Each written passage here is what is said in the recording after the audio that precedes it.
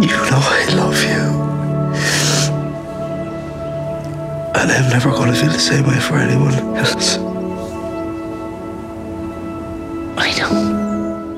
On pourrait imaginer que c'est too much et que c'est de l'hyper-verbalisation et que c'est trop et que ça va trop loin. Moi, je trouve que c'est presque comme écouter une poésie sous forme de dialogue. Il y a quelque chose de très poétique dans ce qu'ils partagent. Il y a de la philosophie, il y a du recul, il y a une grande maturité.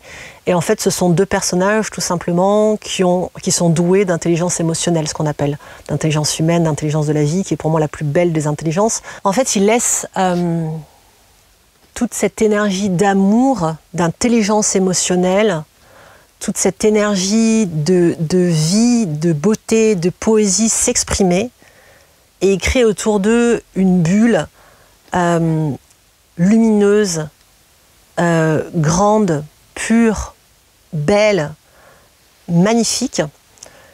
Et je me dis à titre très égoïste que si tout le monde était comme ça, j'aurais plus de travail. Mais j'adorerais ne plus avoir de travail parce que ça voudrait dire que tout le monde va bien d'un point de vue sentimental et je sais que je trouverais autre chose de très chouette aussi à faire. Et non, c'est pas too much en fait. C'est pas cucu, c'est pas too much. Je suis sûre qu'il y a plein de mecs ou de nanas qui se diraient « Ah, c'est pas viril le mec là ».